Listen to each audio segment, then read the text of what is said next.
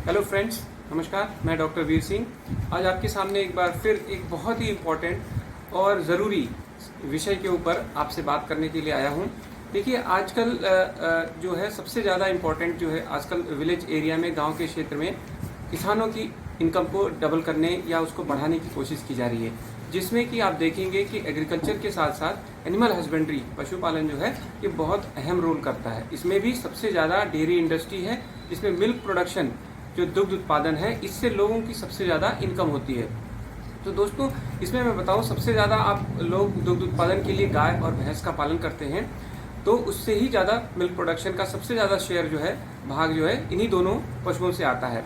तो इन दोनों पशुओं में एक सबसे जो महत्वपूर्ण बीमारी होती है वो क्या है? मास्टाइटिस, जिसको कि गांव में सामान्य भाषा में थनैला रोग भी कहते हैं।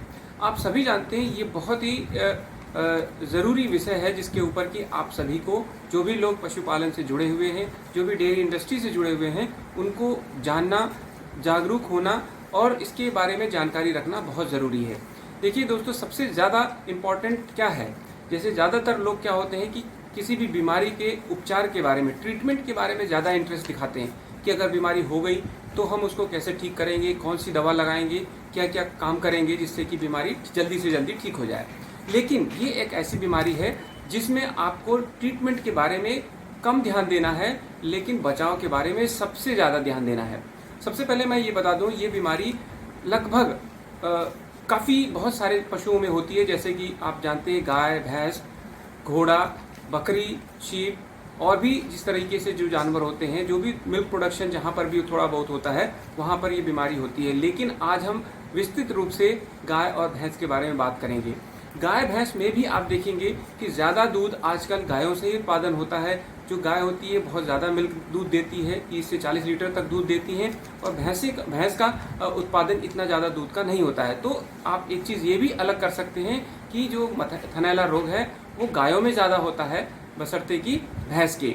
इसलिए आप इसको भी ब्रीड को वाइज, पशु के प्रकार के हिसाब से भी इस बीमारी को समझना ज़्यादा ज़रूरी है।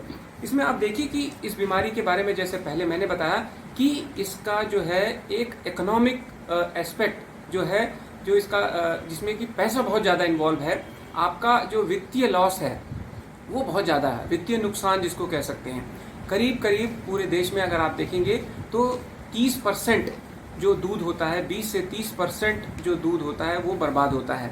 उससे कितना बड़ा करीब करीब हज़ारों करोड़ रुपए इससे जो है बर्बाद होते हैं, जिससे कि उसकी वैल्यू शून्य हो जाती है। वो केवल किसकी वजह से होती है? मास्टाइटिस की वजह से होती है। और बहुत समय ऐसा होता है कि मास्टाइटिस, थनैला रोग आप पकड़ भी नहीं पाते हैं, और वो आपके पशु के को जो है प्रभावित करता है, दूध उत्पादन को प्रभावित करता है, दूध की क्वालिटी है उसकी गुणवत्ता को प्रभावित करता है, और लंबे समय में एक बहुत बड़ा आपको वित्तीय नुकसान, इकोनॉमिक लॉस करता है। इसलिए आपको इस चीज़ को समझना बहुत ज़रूरी है। और आपको ये बता दें कि जब भी मास्टाइटिस या थनैला हो जाता है तो दूध में कोई भी जो है गुणकारी जो तत्व होते हैं, जैसे फैट होता है, शुगर होता है, इसकी मात्रा लगभग शून्य हो जाती है, क्योंकि इसी के अंदर जो थनैला रोग करने वाले कारक हैं, जैसे कि वायरस है, बैक्टीरिया है, फंगस है, इसके ये क्या है, उस चीज़ को यूज़ करते हैं और उसकी गुणवत्ता को पूरी तरीके से ख़राब कर देते हैं, जिससे कि वो उस दूध को हमें पूरा फेंकना पड़ता है और इसका आपको कोई मूल्य नहीं मिलता है। इसके साथ साथ देखिए दोस्तों, सबसे ज़रूरी चीज़ जो है, बहुत इंपॉर्टेंट है, जिसके बारे में ध्यान बहुत कम लोगों का जाता है, वो है पब्लिक हेल्थ इंपॉर्टेंस। जो थनैला रोग से ग्रसित पशु का जो भी मिल्क है, बहुत सारे लोग ऐसे होंगे जो अपने पैसे के नुकसान को कम करने के लिए शुरुआती दौर की जो थनैला रोग होता है उसमें दूध जो है कुछ हद तक नॉर्मल दिखाई देता है, सामान्य दिखता है, उसको भी वो निकाल करके बेच देते हैं, कंज्यूमर तक, उपभोक्ताओं तक ये पहुंचता है। तो उपभोक्ताओं के लिए खासी ये इम्पोर्टेंट हो जाता है, ज़रूरी, कि वो किस क्वालिटी का दूध पी रहे हैं, क्योंकि पब्लिक हेल्थ इंपॉर्टेंस का मतलब होता है बहुत सारी ऐसी बीमारियां होती हैं जो पशुओं से मनुष्यों में जो है ट्रांसमिट होती हैं, ट्रांसफ़र होती हैं। तो इस स्थिति में जैसे ट्यूबरकुलोसिस है, ये पशुओं में बहुत ही कॉमनली पाया जाने वाला जो है बैक्टीरिया है, बीमारी है ट्यूबरकुलोसिस, जिसको टीबी कहते हैं। तो ये दूध के माध्यम से भी जो है ट्रांसफ़र होता है। सब क्लिनिकल मास्टाइटिस के कारण कि में इसकी ट्रांसमिशन की संभावना बनी रहती है। ब्रुसेल्ला एक बहुत ही कॉमन बीमारी है जो पशुओं में पाई जाती है, वो भी मनुष्यों तक ट्रांसमिट होने की संभावना उसकी बनी रहती है दूध के माध्यम से। इसके साथ साथ जो है फूड पॉइजनिंग, जो कि बहुत इंपॉर्टेंट है। जैसे कि आप जानते हैं थनैला रोग में दूध की क्वालिटी क्या होती है, खराब हो जाती है।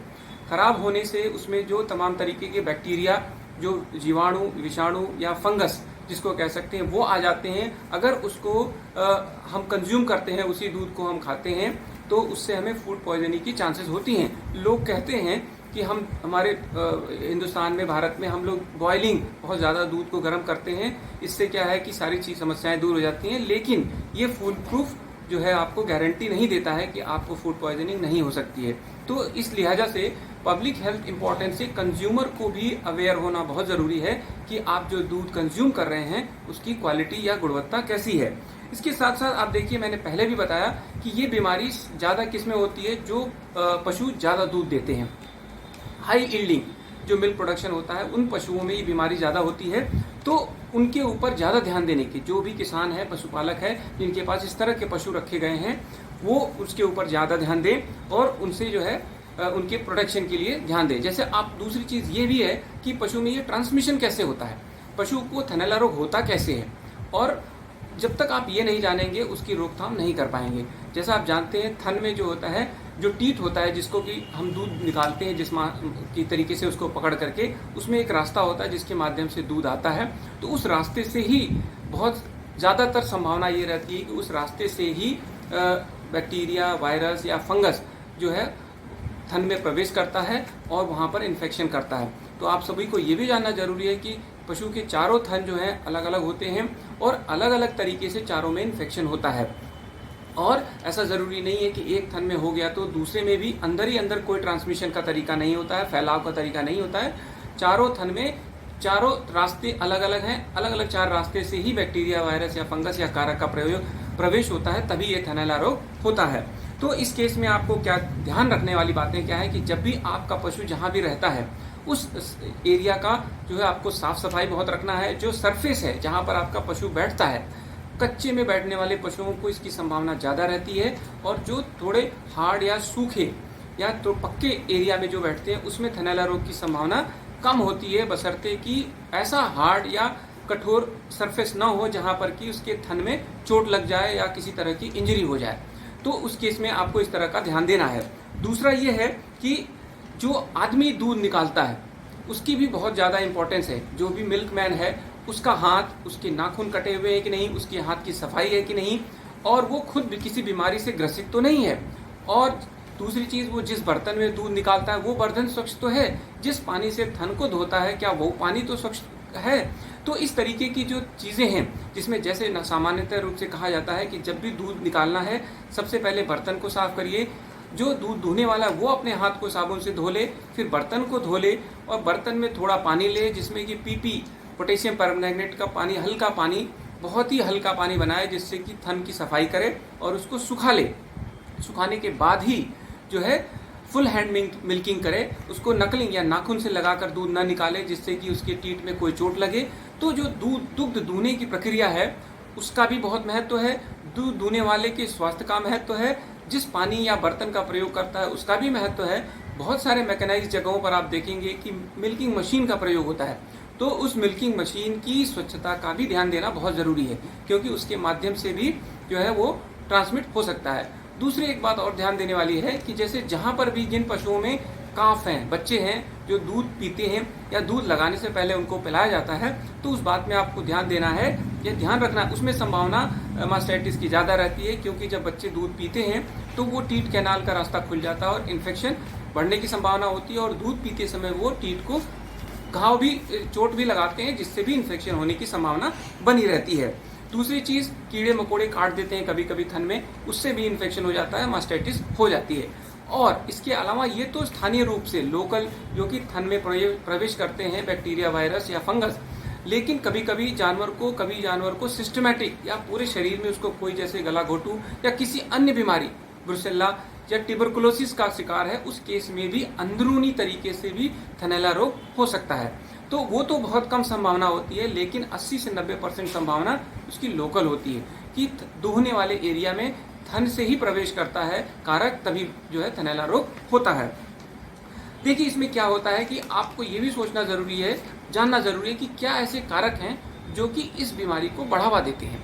उसमें क्या है, पशु की उम्र और पशु का प्रकार, ब्रीड। जैसे पशु की उम्र जो है ज़्यादा high yielding, lactation, second lactation, third lactation में जो है मैस्टाइटिस की संभावना ज़्यादा होती है। अधिक उम्र के पशुओं में संभावना ज़्यादा रहती है। Stage of lactation, milking method, किस तरीके से दूध निकाला जाता है उसमें, और बड़ा हर्ड, जैसे जिन लोगों के पास बहुत ज़्यादा पशु होते हैं तो ये स्वाभाविक सी बात है कि बहुत से पशु ओवरलुक हो जाते हैं, इग्नोर हो जाते हैं, जिनके ऊपर आप ध्यान नहीं दे पाते हैं। तो कई दिनों तक ये प्रक्रिया चलती रहती है और आपको एकदम से पता चलता है कि आपके पशु को थनैला रोग हो गया है। और बहुत ज़्यादा जो लोग प्रोटीन की मात्रा देते हैं, जैसे खली इत्यादि का प्रयोग ज़्यादा खिलाते हैं, उनमें भी मास्टाइटिस या थनैला रोग की संभावना ज़्यादा रहती है। चोट लगना, हाइजीन, साफ सफाई, जो पहले ही मैं आपसे डिस्कस कर चुका हूँ कि साफ सफाई सबसे महत्वपूर्ण है, जो कि आपको हर हाल में सुनिश्चित करना है कि पशु के चारों तरफ साफ सफाई का वातावरण बना रहे। और इसके अलावा आप ये भी देख सकते हैं कि पशु अगर ज़्यादा कमज़ोर है, उसकी रोग प्रतिरोधक क्षमता कमज़ोर है, तो स्वाभाविक सी बात है कि उसके अंदर इन्फेक्शन या बीमारी फैलने की संभावना ज़्यादा रहती है। और तीसरी एक बहुत इंपॉर्टेंट संभावना जो है उसके बारे में आपको ध्यान रखना है कि जैसे जब बच्चा देता है पशु, बच्चा देने के बाद जो प्लेसेंटा होता है, जिसको जेर भी कहते हैं आप लोग, इसका पूरी तरीके से बाहर आना बहुत ज़रूरी है। आरओपी के केसेस में जब भी प्लेसेंटा अंदर रुक जाता है, जेर नहीं गिरता है, उस केस में मास्टाइटिस होने की संभावना बनी रहती है, क्योंकि ये एक जो है इन्फेक्शन का कारक हो सकता है। तो जब भी आपका पशु बच्चा दे तो आपको पूरा प्रयास करना है कि उसका बच्चेदानी, यूट्रस जो है साफ हो जाए, पूरे जो है प्लेसेंटा का पार्ट जो है वो बाहर आ जाए, वहाँ किसी भी तरह का संक्रमण न रहे।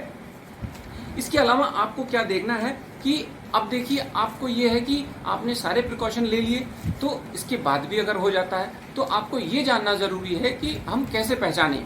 ये बहुत ही सामान्य, जो लोग, देखिए पशुपालन का एक थंब रूल है कि पशुओं के साथ जो लोग काम करते हैं उनका दिन प्रतिदिन पशु के साथ इंटरेक्शन या आपको उसे टच करना, उसकी ग्रूमिंग करना बहुत ही आवश्यक है। अगर आप प्रति जो है पशु 10 से 15 मिनट का समय प्रतिदिन सुबह अगर आप देते हैं, उसका निरीक्षण करते हैं, तो आपको उसके स्वास्थ्य के स्थिति के बारे में जानकारी मिल जाएगी। और क्योंकि जैसे ये थनैला रोग जो है कभी कभी प्रेगनेंसी के दौरान भी हो जाता है, तो उस कंडीशन में क्या होता है कि हम थन को नहीं छूते हैं, क्योंकि मिल्किंग हो नहीं रही है, दूध नहीं निकलती है, तो उस केस में आपको बहुत ज़्यादा सावधान रहने की ज़रूरत है। क्योंकि एकाएक बहुत सारे लोग कहते हैं कि साहब आज हमारी गाय ने बच्चा दिया और उसका एक थन जो है खराब हो गया है। तो ऐसा क्यों हुआ? क्योंकि हम उसकी प्रेगनेंसी के गर्भ स्थिति के दौरान हमने उसके ऊपर ध्यान नहीं दिया और उसका निरीक्षण नहीं किया। तो ये आपको देखना बहुत ज़रूरी है। लेकिन जो पशु दूध में हैं, उनको अगर थनैला रोग होता है तो उस स्थिति में आपको क्या देखना है? आप जनरली क्या होता है कि दूध जब भी निकालते हैं, पहले तो जो भी मैंने साफ सफाई की प्रक्रिया के बारे में आपसे चर्चा की, उसके ऊपर ध्यान देना है। उसके बाद आपको पहला जो ड्रॉप है उसको देखना है, चेक करना है किस प्रकार का दूध आ रहा है, उसकी गुणवत्ता कैसी है। बाहर से भी फिजिकल अपीयरेंस से आपको बहुत सारी जानकारी मिल जाती है। उसके अलावा आपका जो पशु का थन है, उसकी हार्डनेस, उसकी कठोरता, उसकी सॉफ्टनेस, उसके अंदर कोई एडिमा तो नहीं है, कोई स्वेलिंग तो नहीं है, किसी भी प्रकार का दर्द तो नहीं है, लालपन तो नहीं है, छूने पर पशु को किसी प्रकार की दिक्कत तो नहीं है।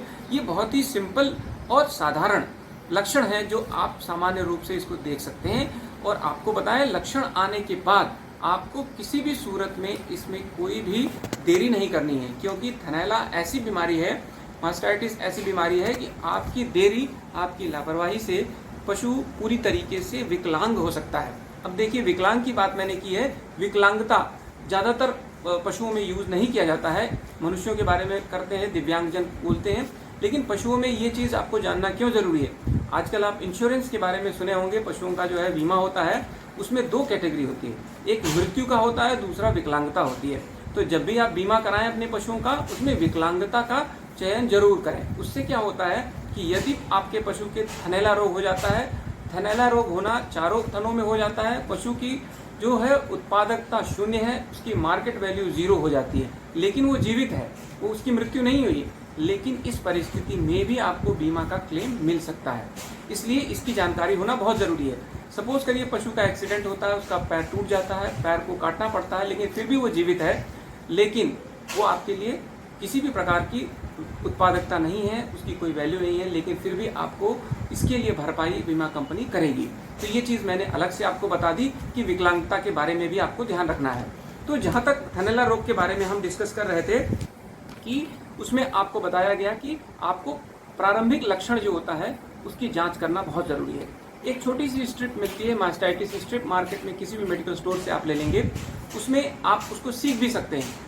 सीखने का मतलब दूध उसके ऊपर आप डालेंगे तो उसका रंग बदलता है। रंग बदलने से भी आपको पता चल जाता है उसमें जो दूध की गुणवत्ता है उसमें बड़ा फर्क आता है। जैसे ही मास्टाइटिस होती है, थनैला होता है, उसका पीएच जो है बदलता है।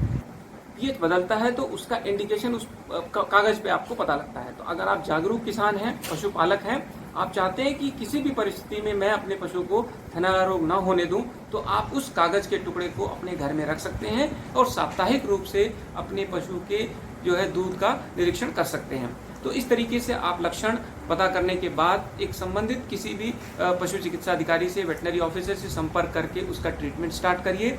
और ट्रीटमेंट के ऊपर ज़्यादा आपको ध्यान देने की ज़रूरत नहीं है। आप पूरी तरीके से पूरी ऊर्जा जो है उसके बचाव में लगाइए। ट्रीटमेंट करने के होने की स्थिति में उसका जो है ट्रीटमेंट तत्काल शुरू कराइए, और जिससे कि ज़्यादा से ज़्यादा आपको जो नुकसान होने वाला है उससे आप बच सकें, क्योंकि वो नुकसान जो होगा वो इरिवर्सिबल होगा, उसमें कोई परिवर्तन नहीं हो पाएगा, पशु आपका बेकार हो जाएगा और आपकी पूरी जो है सोर्स ऑफ इनकम बंद हो जाएगी। इसलिए आपको बहुत सतर्क रहना है। और मुझे उम्मीद है कि मेरे इस वीडियो से आपको बहुत जानकारी मिली होगी और आपको अच्छा लगा होगा। अगर आपको ये वीडियो अच्छा लगे तो आप लाइक, शेयर और सब्सक्राइब करें, जिससे कि मैं आगे भी आपको नई जानकारी के साथ वीडियो लेकर आऊँ। थैंक यू, नमस्कार।